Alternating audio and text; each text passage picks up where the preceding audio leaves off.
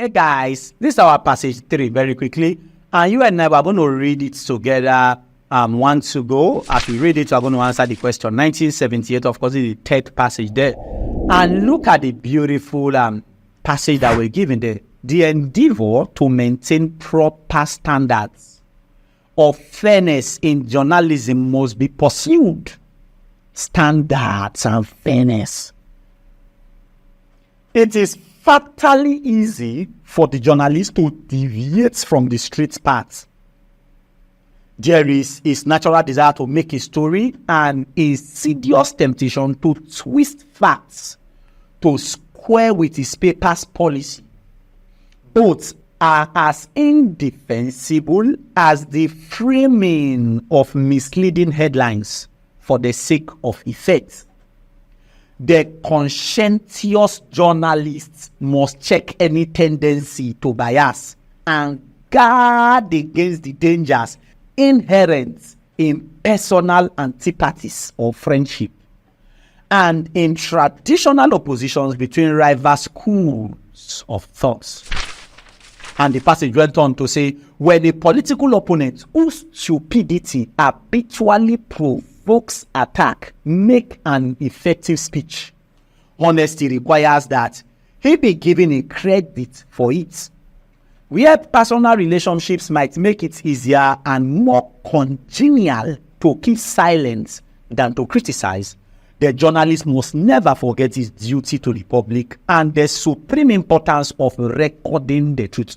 You can see that passage 2 and passage 3, they are vibing almost the same. Look at the question, the beautiful question. See, the dutiful journalist must, option A, read widely. How? Is that what the passage is saying? Option B says, have political acumen. You see, normally, we are basing all of these on the passage, not what you think. Because a dutiful journalist must, it's true that you should read widely in the real sense. But is that what the passage is telling us? Option B says, have political acumen. Can we take the passage again so that you feel it and then you see and then whether you are correct or let's go together. 1, 2, go, let's go. The endeavor to maintain proper standard of fairness in journalism must be pursued. It is fatally easy for the journalist to deviate from the straight paths. There is his natural desire to make a story and insidious temptation to twist facts to square with paper's policy. Both are indefensible as the framing of misleading headlines for the sake of effect. The conscientious journalist must check any tendency to bias and guard against the dangers inherent in personal antipathies or friendship and in traditional oppositions between rival schools of thoughts.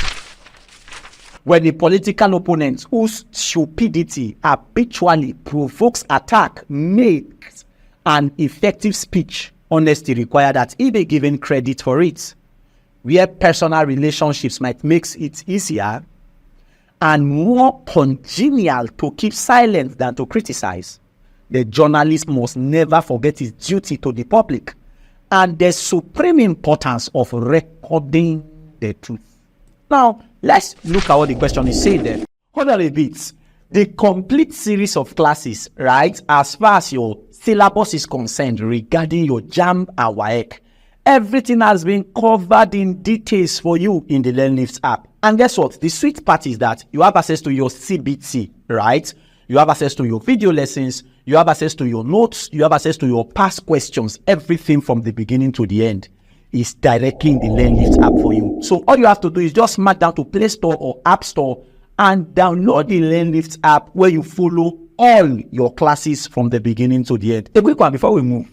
Let's get back to class. Enjoy. The question says, a dutiful journalist must, A says, read widely, B says, have political acumen, C says, make no enemy but friends. Option D says, be able to recognize merit wherever found. What is the answer? Be able to recognize merit wherever found. Option what? D is the correct answer. That's according to the passage.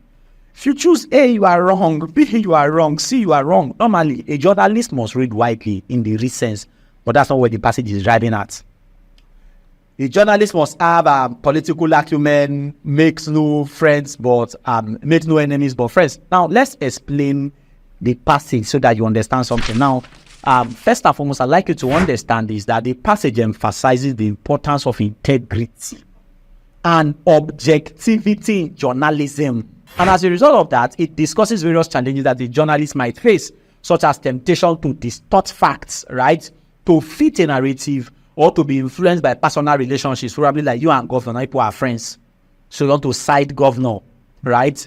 To discredit another person. It's wrong. And you must not forget is that the journalist is urged to maintain honesty, avoid bias, and uphold the duty to truthful information. And uphold the duty to truthfully inform the public. And I'd like you to know this very quickly. Let's analyze the options one after the other. You know, it's from the analysis of the options you see it. Option A say read widely.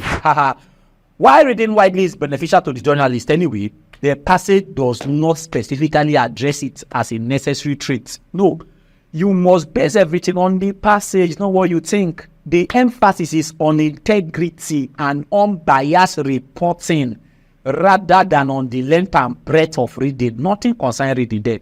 Option B went ahead to say have political acumen. Although political understanding might be useful, right, for a journalist, but the passage does not focus on the necessity of political acumen. No, instead, it highlights the importance of honesty and avoidance of what bias, even in political words context. And then now look at option C. Make no enemies but friends. The passage explicitly warns against the influence of personal relationships, whether they are your friends or they are your enemies or they are your animosities or whatever they like they should be. It suggests that a journalist must remain objective. And I told you that journalists must be objective and not subjective, and not allow personal relationship to influence or affect their reporting. And then option D now came and then says be able to recognize merit whenever found. And then this option is what directly aligns with the message in the passage. And what is it telling us? It mentions that when a political opponent, usually subject to criticism, make an effective speech, what happened? The journalist should honestly acknowledge and give credit for it. This reflects the need for recognizing merit regardless of personal bias, personal beef, or personal what? Relationship. If you get this very quickly, in conclusion, what are we saying? Of course, don't forget is that the correct answer is what? Option D. And what is option D? Be able to recognize merit wherever it is what? What a joy. This is every singular thing that we need to know about specific details of a passage. Now that you understand this very quickly with me, please run to my notes. Oh yes, at the end of everything, always run to the notes. I don't need to remind you, run to the notes, very important. And also don't forget CBT, very important. I know you know the third one. Oh yes, inform someone about laying leave today. I love you from the depth of my heart. From the depth of my heart, I love you so much. Are you with me? Make up your mind for nothing but the best in life. 350. Keep telling yourself, keep saying it. The more you are saying it, it starts to form a mental picture in your mind. And your body and everything about you is resonating to achieving it. I'll see you in the next class, bro. Catch ya. One love. Enjoy. Hope you've enjoyed this class. Guess what? To follow up for more classes, just download the Learn Lift app, whether on Play Store or App Store, and then follow up your classes. You must do extremely well. I'll see you in class. Bye-bye.